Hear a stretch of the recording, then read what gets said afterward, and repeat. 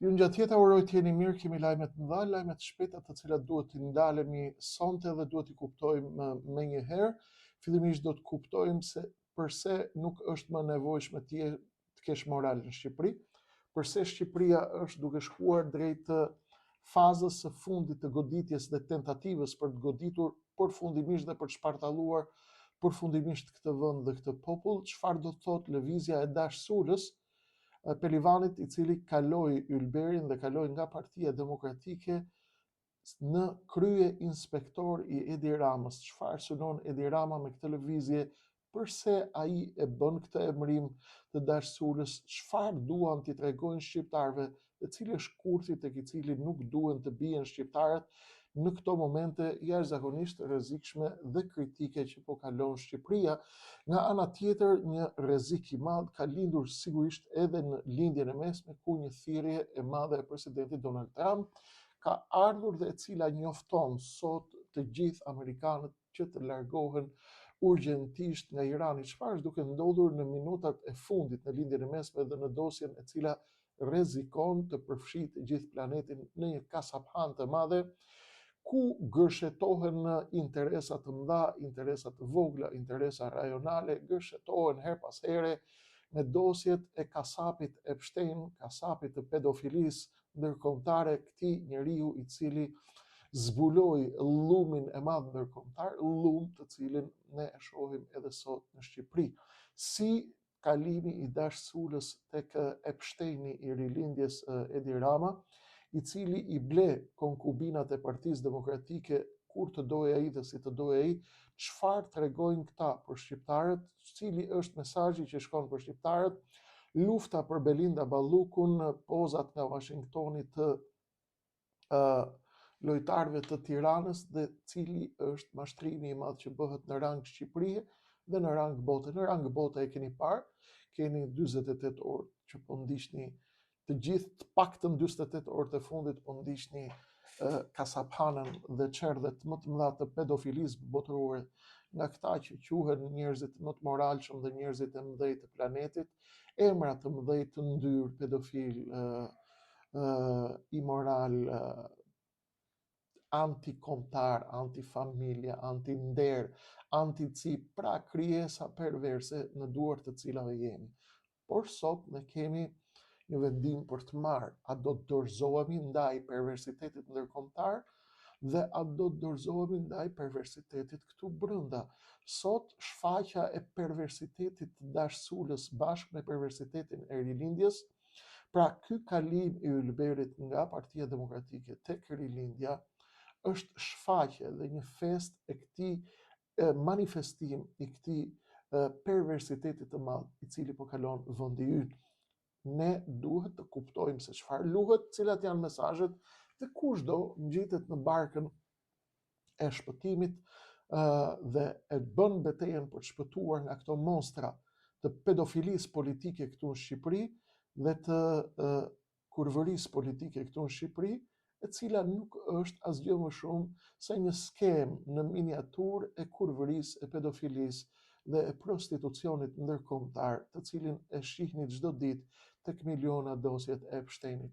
Jetojmë në një botë lum dhe ndaj duhet ta kuptojmë si të jetojmë aty, si të mbjetojmë aty. Dakord, nëse dikush prej jush ka vendosur të largohet nga kjo jetë dhe të mos bëj betejë, është e drejtë dhe zgjedhja e tij, por ne kemi vendosur që të jetojmë dhe të jetojmë me burrni, të jetojmë me nder deri në fund, paktën deri kur të mundemi. Ndoshta edhe ne na e merr një ditë Zoti mundjen dhe çmendemi sepse ne jetojmë në një habitat të çmendur, në një botë të çmendur, por edhe në një Shqipëri akoma më të çmendur, e cila e përsëris nuk është gjë tjetër përveç se një skemë në miniaturë e llumit dhe e skemave të pedofilisë botërore, e kurvërisë botërore në majat më të larta të planetit.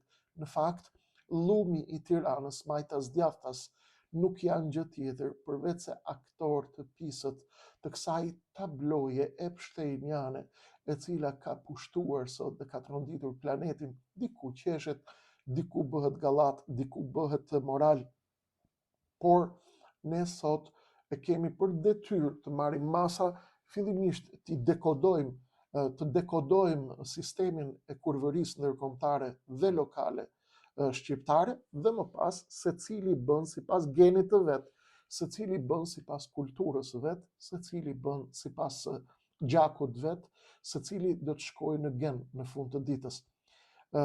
E fillojmë menjëherë me zhvillimet në lindjen e mesme. Donald Trump ka bërë thirrje që të largohen menjëherë të gjithë iranianët nga lindja e mesme dhe nga Irani, pra në veçanti i kanë kërkuar amerikanëve që të bëjnë kujdes, sepse Amerika nuk do të bëjë më asgjë tjetër në këtë moment për t'i shpëtuar ata. Kush të mundet të largohet menjëherë me tokë, me rrugë toksore, ose nga Irani ose nga Armenia, dhe ta bëjnë këtë menjëherë. A është kjo një shenjë e madhe e cila tregon se amerikanët e kanë bërë tashmë vendimin gati për të shkuar dhe për të goditur Iranin? Përse fokusohemi atje? Atje është fokusuar gjithë bota. Ju në Shqipëri po ju mbajnë peng me lajmet e dashsulës dhe po ju mbajnë peng me lojën që po bën kushtetuesja për Belinda Ballukun dhe mbrojën që po i bën Rama asaj, mbrojën prehekuri që i po i bën Edi Rama, kalas dhe mega lojtarit të korrupsionit në Shqipëri. Në qoftë se shpërthen Irani, ju duhet të përballeni dhe duhet të përgatiteni të përballeni për një qamet i madh, të cilin do ta shihni të nesërmen ke pikat e karburantit, tek pikat e ushqimeve, tek bankat, ke sistemi bankar, tek çmimet në supermarkete, tek buka e gojës fëmijëve tuaj dhe zinxhir kështu deri në fund. A janë amerikanët duke bërë presion, siç kanë bërë deri tani gjatë gjithë këtyre ditëve, apo janë duke kërcënuar?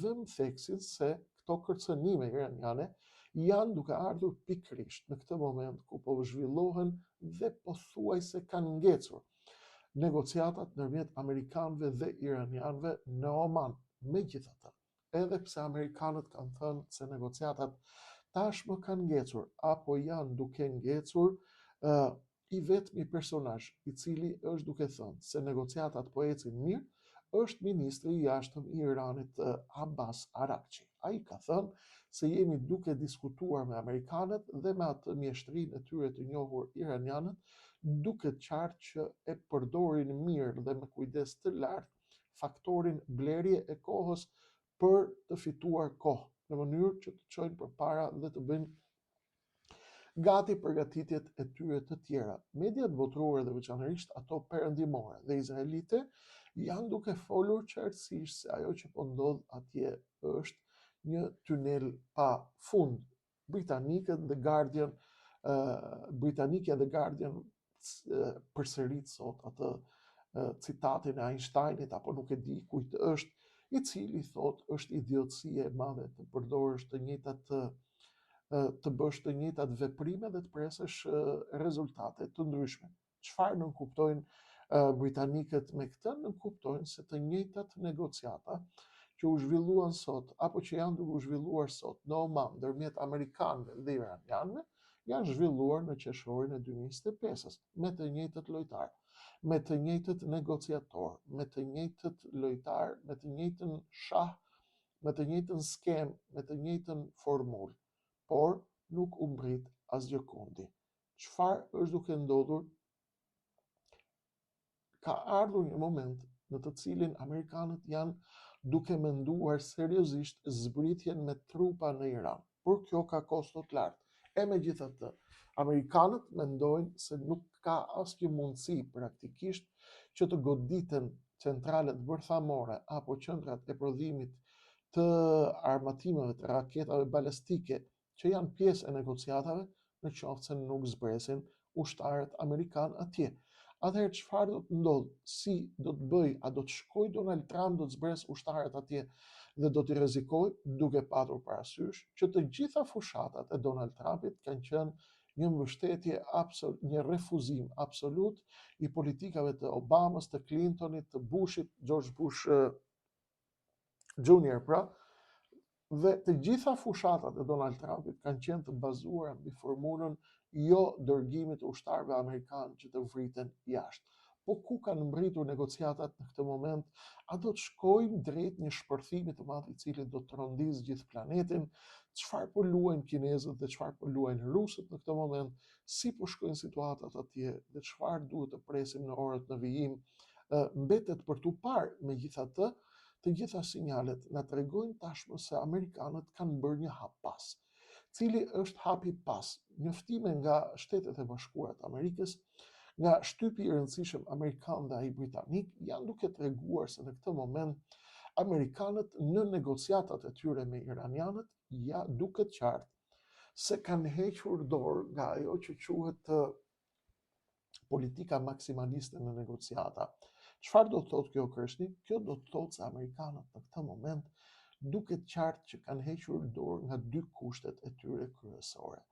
Unë ju pata thënë në videot e të mia të mëparshme, të cilat ju mund t'i referoheni nëse keni dëshirë poshtë tek videot tek seksioni i videove në këtë kanal, dhe mund të shikoni atje se si u kam shpjeguar më parë se 3 kushte kishin vendosur amerikanët për iranianët, 3 kushtet kryesore, fillimisht dorëzimi i uraniumit të pasuruar dhe ndalja menjëherë e programit bërthamor të Iranit, 2 mbështetja, ndalimi dhe bllokimi menjëhershëm i raketave, i programit të raketave balestike, dhe 3.3 ishte tërheqja e Iranit nga mbështetja e grupeve dhe milicive shiite në rajon, duke filluar me ata të Al-Hashdu Shabi në Irak, duke filluar me Hezbollah në Liban dhe duke përfunduar me Huthët në Yemen, bashkë me lëvizje me mbështetjen e Hamasit apo xhihadit, që janë lëvizje të cilat janë në Palestinë dhe në Izrael.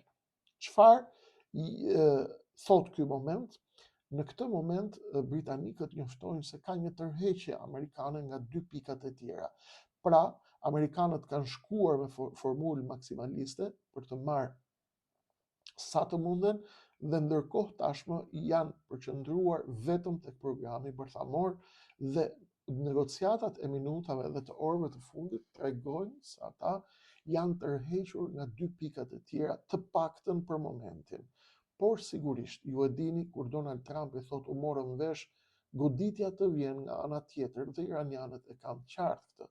Por ajo që kanë njoftuar amerikanët për momentin është se duket qartë që kanë hequr dorë nga 2 kërkesat e tjera për Iranin, që është heqja dorë e Iranit nga programi i raketave balestike dhe heqja dorë e Iranit nga mbështetja për milicit shiite në rajon, të cilët konsiderohen grupe mbështetëse të strategjisë dhe të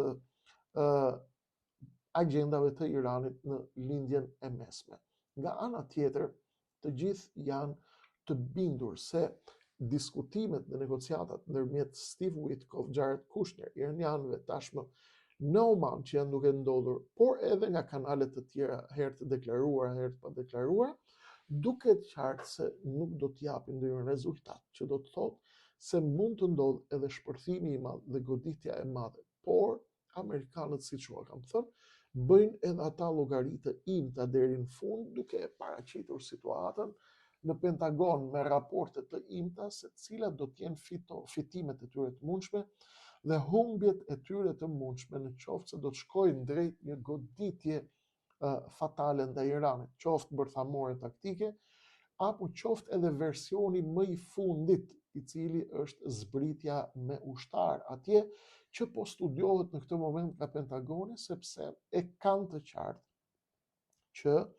demografia dhe gjeografia veçanërisht e Iranit dhe rajonet rrethimi i Iranit nga vargmale të mëdha ka qenë një nga arsyet kryesore përse perandoria perse nuk ka qenë një perandori e papushtueshme, apo Persia ka qenë e papushtueshme, të paktën nga toka, sepse e ka relievin të tillë. Ndaj, po mendojnë seriozisht që të zbresin me trupa, por edhe marrja e vendime. Për të zbritur me trupa atje nuk është një vendim i lehtë, sepse kjo ka të bëjë drejt për së drejti me rrezikun e ushtarëve amerikanë, të cilëve Trump u ka premtuar amerikanëve se ai nuk do të shkojë më kurrë në politikën e jashtme, në këshillim, në rrezikimin e jetëve të tyre. Tashmë si do të vendoset dhe kush do ta vendos, pa diskutim që të dyja palët po luajnë me kohën. Nuk ka asnjë diskutim që iranianët nuk i besojnë amerikanëve dhe pa asnjë diskutim amerikanët e dinë shumë mirë që Irani po ble kohë. Po përse po blen kohë iranianët? Ata po blen kohë që të përgatiten ende akoma më shumë, që të krijojnë akoma më shumë karta bashkë me aleatët e tyre, kinezë dhe rusë, për të pamundsuar dhe për të befasuar Amerikën, e cila e ka shumë të vështirë të hyjë në një sulm drejt Iranit, duke mos bërë llogarit mirë dhe duke patur parasysh se ajo mund të dalë nga atje edhe me një humbje të madhe. Ndaj, humbje e madhe do të thotë mos realizimi i planit, humbje e madhe do të thotë për Amerikën të mos rrëzohet regjimi, humbje e madhe për Amerikën është mos ndodhë një njëjti skenar si në Venezuela, pra të thyhet gozhda amerikane në Iran, siç ndodhi për shembull në luftën e 12 ditëve, që patëm një përplasje të madhe, pastaj mbajti frena Izraeli dhe u tërhoq. Një skenar i tillë do të ishte fatal për Amerikën, veçanërisht për imazhin e saj përballë rivalëve të tyre të mëdhenj kinez. E megjithatë, në Washington matjet po bëhen shumë mirë. Ju thash se përse Irani kërkonte të blinte kohë, do të forcoj kartat e tij sa më shumë bashkë me kinezët dhe rusët në mënyrë që të dështojnë çdo goditje amerikane. Por goditja do të vi dhe do të vi.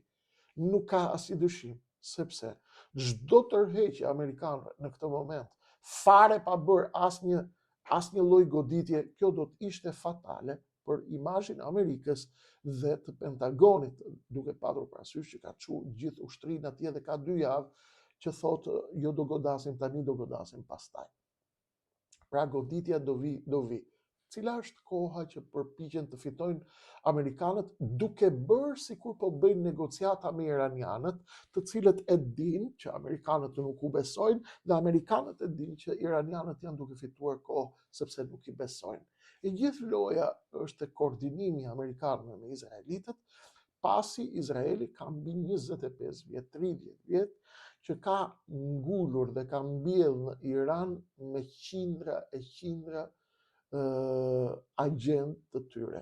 Pra, Mossadi izraelit ka një ushtri të madhe agentësh, të cilët mundet t'i aktivizojë dhe mund të jetë duke u përgatitur për t'i aktivizuar ata për të gjithë skenarët e mundshëm. Megjithatë, ndër lojtarët kryesorë të shërbimeve sekrete izraelite apo të agjensive të tjera të zbulimit ndërkombëtar, të cilat kanë mbjellë ushtritë e agjentëve të tyre brenda Iranit, pjesa më e madhe targetuar janë afganët. Afganët janë një përqindje shumë e lartë që hyjnë e dalin në Iran dhe kanë një prezencë të madhe në Iran. Dhe afganët janë përdorur dhe kanë qenë përgjithsisht ushtarë dhe kontingjente të përdorura nga Mossadi izraelit. Ndaj, në ditët e fundit në Iran ka filluar një fushat spastrimi e afganëve të cilët janë përzënë nga Irani dhe kjo duket qartë që negociatat janë duke ndodhur, por të dyja palët e dinë që po përgatiten për më të keqen. Ju thash, goditja, ashtu siç e kemi analizuar edhe në videot e shkuara, do të ndodhë vetëm kur të bëhen llogaritë e sakta, që Amerika të mos kthehet duar bosh nga sulmi që do të bëhet atje, pasi çdo rezultat me kthim pa fitore nga Irani, do të ishte goditje e reputacionit dhe imazhit amerikan përballë botës dhe veçanërisht përballë 2 rivalëve të tyre, Rusisë dhe Kinës. Çfarë po ndodh? Ka patur shpërthime të jashtëzakonshme në Iran. Kemi folur, mund të kenë qenë teste bërthamore nga Irani, por mund të kenë qenë edhe shpërthime të improvisuara nga agentët e mbjellë të shërbimeve të huaja, të cilët po tentojnë të destabilizojnë Iranin. Si do të shkojë situata atje, kjo do të mbetet për tu parë, por unë e pash të arsyeshme për të dalë nga llumi dhe nga neveria e zhvillimeve të cilat janë këtu në Shqipëri, pash të arsyeshme që të shkojmë dhe të shohim çfarë po ndodh atje tek loja e madhe. Ndërkohë kthehemi urgjentisht në Shqipëri dhe të shohim çfarë ndodh këtu tek këneta jon e vogël idiote, kemi të njëjtën lojë që është bërë për 33 vjet. E para, po përpiqet Edi Rama me çdo kusht të paralizojë gjykatën kushtetuese dhe Berisha ka dalë nga ana tjetër dhe u ka thënë shqiptarëve që unë e di rezultatin. Rezultati do të jetë 5-3 apo 5-4 sa janë antarët e gjykatës kushtetuese. Pra, Berisha ka dalë sot dhe u ka thënë shqiptarëve që Edi Rama do ta mposht gjykatën kushtetuese dhe ka kërcënuar gjykatën kushtetuese. Në fakt, antarët e gjykatës kushtetuese janë njerëz edhe të Ramës, edhe të Berishës. Berisha i njeh mirë sepse është lojtar 33 vjeçar në skenën politike, 33 vjeçar, dhe Berisha e di shumë mirë se ku i ka lidhjet secili prej antarëve të gjykatës kushtetuese dhe po bën lojën e tij ta çojë deri në fund. Cili është synimi i Berishës? Synimi i Berishës është të mbajë të ndezur opinionin dhe elektoratin e tij të Partisë Demokratike, që t'i rinxjerrë sërish në shesh, duke u treguar atyre që ne nuk kemi asnjë mundësi çfarë të bëjmë, sepse Rama po na pushton gjitha institucionet, ka kapë dhe gjykatën kushtetuese, i ka kapë të gjitha dhe nuk ka rrugë tjetër përveç se të dalim në rrugë. Por kjo ka një qëllim, të mbajë të karikuar elektoratin, të dalin në shesh, të rikthehen si kartë e Berishës për ato që ja kam thënë më përpara. Ai synon të ruaj kartën dhe do ta përdor këtë me protesta të kontrolluara në mënyrë që t'i bëj presion Edi Ramës dhe t'i thot duhet të jemi bashkë lojtar, dhe dyta t'u thot amerikanëve që rishikojeni edhe një herë. Fatmir Mediun po ja çoj javë për javë në Washington, po ble ata të korruptuarit e Amerikës atje, lloj hajduti atje bashkë, se kanë dhe hajdut amerikanët, ju e dini, ka dhe në Amerikë hajdut që merren me hajdutët e Shqipërisë. Nuk janë rastisht këto gjëra që kanë ndodhur këtu, ju duhet ta kuptoni, sepse ishte që funksionojnë gjërat, një tip si Mediu i Gërdecit apo personazhe të tjerë të cilët shkojnë janë të krimbur në korrupsion me paratë e shqiptarëve, kërkos paku për misht lepri, ata vazhdojnë dhe shkojnë në Washington, takohen me lloj kongresmeni e senatori, do të thotë që edhe në Amerikë ka hajdut të mëdhenj të cilët përfitojnë nga kjo liria demokracia dhe përfitojnë nga ky eksitimi i shqiptarëve nga fjala Amerikë, Kongres, Senat. Çfarë bëjnë? E din që këta janë të korruptuar, e din që do hanë qafën e patës, këta u çojnë valixhe me dollar atje javë për javë. Nga kush? Nga paratë që ja kanë vjedhur ju, nga lekët, nga gjaku juaj, nga gjaku i këtij populli. Ja kanë vjedh 34 vjet SPD, shpirtin ja kanë marrë. Tashmë i shpërndajnë, kush në Tel Aviv, kush në Vatikan, kush në lobet ndërkombëtare, valixhe me pare, ku ka lobe të cilat mund ta çojnë Edi Ramën dhe mund ta çojnë Berishën që të bëhet lojtar. Berisha ka synim të rikthehet lojtar dhe i thot popullit që shiko, Edi Rama kontrollon të gjitha dhe duhet të dalin protestë, s'kemi çfarë të bëjmë.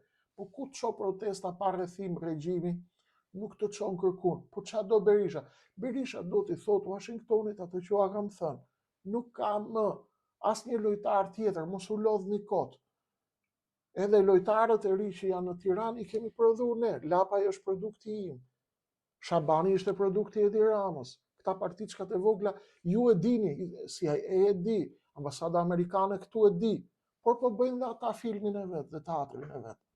Sepse atyre u duhet për lojën e vet amerikanëve, të kuptohemi, dhe loja atyre nuk bëhet me llogaritë këtyre këtu, bëhet me llogaritë e tyre atje. Por ne nuk na intereson çfarë po bëjnë ata. Ne na intereson çfarë po bën pala këtu. Pra Berisha luan me dy karta. Një, i thot Edi Ramës, do më mbash mua ortak këtu, nuk ke për të mbajtur ortak tjetër, ndërsa amerikanëve u thot, unë do t'ja nxjerr popullin aq herë sa ju duhet ju për ta kuptuar që mua të më merrni në konsiderat. Ndërkohë po negociohet ku do t'ja dorëzoj PD-n. Atje kanë shkuar dhe vazhdojnë të shkojnë, Jorida Tabaku, Gazbardi, Çuni Fariballiut, këta figurat e reja të Partisë Demokratike, të cilat po përpiqen që të blejnë mbështetje në Washington. Këta janë të gjithë Soros. Problemi është se nuk ka Soros dhe Trumpizëm. Se po të kishte Sorosian dhe Trumpist, ata qysh në aeroport i kthenin mbrapsh atje, i thonin ktheu mbrapsh kokra hajdutit, kokra e kriminalit, kokra e vrasit, ke vra 26 njerëz, je përgjegjës për vrasjen e 26 njerëzve atje në Gërdec dhe zhdukuni nga këtu. Por, thot, Amerikanët thot nuk veprojnë, thot, po nuk veproj drejtësia, sepse pa një vendim gjykate, njeriu presupozohet pa fajësia, prezumohet pa fajësia. Ndaj, ju shqiptar të ndershëm, do të thoni, po qa do bëjmë ne? Përplasni kokën mas murit, do zhdukeni nëse nuk reagoni. Kjo është e sigurt. S'kemi fuqi, pa diskutim nuk kemi fuqi, sepse jemi të tradhtuar, jemi të shitur, si komb, si rac, por duhet të mbledhim energjitë tona. Duhet të mbledhim energjitë tona që t'i themi lojtarëve të mëdhenj ndërkombëtar dhe zyrave të mëdha ndërkombëtare në Washington, në Londër, në Bruxelles, kudo ku janë, që ky popull ka fuqi dhe ka energji. Nëse nuk e bëjmë, ne do të konsiderohemi në Washington populli dashurës. Karagjozi, një karagjoz ndërkombëtar, të cilin ju e shihnit vazhdimisht tek të gjitha ekranet e Edi Ramës, mbrëmje për mbrëmje, natë për natë, dhe fliste në emër të Partisë Demokratike. Gjysma e Partisë Demokratike, të cilët i ka emëruar Sali Berisha aty, janë njerëz të Edi Ramës, janë njerëz të George Sorosit. Dhe Berisha i don me i thonë Trumpit që unë jam trumpist, apo don me fitu nga të dyja palët. Megjithse, Trumpizmi sot nuk është më një emër seksi, nuk është më një emër trendi. Trumpizmi nuk shkakton më emocionin që shkaktonte më parë. Aq më pak tashmë që dolën të gjithë ke dosjet e Epsteinit. Aq më pak që kur u hap puseta e madhe, llumi i madh. Ndaj, por luhet një pragmatizëm i qartë, dhe unë mirë kuptoj këtë pragmatizëm. Berisha është pragmatist, është politikan i vjetër, thot unë nuk do ta bëj Shqipërinë, do të luaj me Sorosin dhe mbaj një derë kanal hapur me valigjet që i çon Lasivitës dhe nëpërmjet Fatmir Mediut ble ata hajdutët amerikanë atje, të cilët edhe ata, sikurse hajdutërit tuaj këtu, përveç se merren me skandale seksuale, me bushtrat, me pedofili dhe me kështu, si të gjithë të korruptuarit dhe të shkatëruarit e kësaj bote, vjedhin edhe leket dhe taksat dhe gjakun e shqiptarëve duke u lidh me korruptuarit tuaj dhe duke u marrë atyre para me valigje për të bërë poza, për të bërë seminare, për të bërë konferenca, për të bërë këto gjërash, në mënyrë që t'i thonë shqiptarëve këtu që ne kemi mbështetje Amerikën. Dhe shqiptarët këtu po patën mbështetje Amerikën, eksitohen dhe kalojnë gjendje orgazmike. Tashmë kjo gjendje ka rënë, nuk është më si më parë. Pra në Shqipëri nuk eksitohet më kush nëse i nxjerr fotografi nga Amerika, sepse shqiptarët i pan të gjitha tani. Amerika doli lakuriq, Europa doli lakuriq, Rusia është lakuriq, Kina është lakuriq, bota është lakuriq, maja e botës, Epsteini nxorri gjithë lakuriq. Pra nuk eksitohet më askush sot. Dash Sula erdhi për t'i treguar shqiptarëve bashkë me Edi Ramën, për t'i treguar spektaklin e madh të epsteinizmit shqiptar. Cili është spektakli, cili është mesazhi? Që ose bëhuni llum, ose bëhuni kurvar, ose bëhuni imoral, ose bëhuni të pisët, ose do t'ju shkatërrohet jeta. Po nuk e kalut ylberin, po nuk i shkelet normat njerëzore, po nuk tradhtut, nuk do t'ju ec jeta, do t'ju shkoj malore. Ky është sekti i Epsteinit në Tiranë, majtas djathtas që kontrollojnë Shqipërinë për 34 vjet. Mesazhi është i qartë. Ose bëhuni llum, ose bëhuni ndërsira, ose merruni me orgjira, ose ndërtojeni genin tuaj të ardhshëm. E mbani mend çfarë kishte ëndër Epsteini? Ëndra e Epsteinit ishte genin e tij të ndyrë ja trashëgonte pjesës tjetër të njerëzimit. Donte të mbillte një racë njerëzore me genin e tij. Një djall i madh. Në fakt ne i pam dhe emrat e djajve të mëdhej, të cilët kishin emra shumë seksi dhe trendi dhe që na impresiononin ne me faktorin ndërkombëtar. Kuptoni ju faktorin ndërkombëtar? doli vetëm një faktor ndërkombëtar, jo faktor ndërkombëtar. Gjithsesi, kjo është bota. Dash Sula me Edi Ramën, kjo lloj karikature politike e cila diqte karriget dhe fluturonte nëpër sallën e parlamentit, derisa nuk e futi Saliu në listë të deputetëve, kaloi direkt ke Edi Rama. Çfarë mesazhi jep Edi Rama shqiptarëve? I thot, këta janë të gjithë ndërsira, këta janë të gjithë plehra, këta janë të gjithë facoleta qyrësh, këta janë të gjithë kondom, këta janë të gjithë prezervativ. A e kuptoni ju, thot Edi Rama njerëzve, mesazh shqiptarëve, a e kuptoni çfarë lloj ndërsirash kemi të bëjmë, dhe a e kuptoni se përse unë sundoj këtë komb? Unë sundoj këtë komb, thot, dhe këtë klasë politike, sepse unë jam administratori i perversitetit në këtë vend. Unë jam administratori i kurvërisë në këtë vend. Unë jam administratori i moralitetit në këtë vend. Unë jam administratori i pedofilisë dhe i pederastisë në këtë vend. Ndaj, thot, mos u shqetësoni të nderuar shqiptar, sepse ju jeni një popull lum, ju jeni një popull i degraduar, i cili nuk reagon, dhe unë e kuptoj, thot Rama, degradimin tuaj, unë e ndjej degradimin tuaj, unë e kuptoj që ju e doni lumin, ju e përkrahni të keqen, ndaj mua nuk më trembni ju, ndaj Edi Rama i bën këto. Dash Sula pse i bën? A nuk ka frikë ai se ikën elektorati? Jo, ai nuk ka frikë, sepse ai e di që ata që e mbështesin apo që japin 10 vota atje në Peqin janë të degeneruar më shumë se sa ai. Ai e di që ata blihen me shishe birr, ai e di që ata blihen me i thes mill, ai e di që ata janë më të degeneruar se i degeneruarit tek i cili besojnë. Mbani mend çfarë thotë Dash Sula, prokurori që rrite me pistolet dhe që vendoste për neshet e Rogozhinës edhe të Peqinit në stadium, para ca kohësh dilte aty edhe i thurte lavde Elisa Elisa Spiropalit, është e ëmbël, thote, Dash Qerosi, është e ëmbël, është e mirë, është e lezetshme, është e butë, është e mirë, është e qetë, po Milva Ikonomi, i tha, Milva ka shpirtin e madh. Këta të PS-s janë gocat mira, janë çunat mirë, janë gjithë, po ne politika e kemi tepruar çik. Han bashk, pinë bashk, vjedhin bashk, ju grabisin bashk.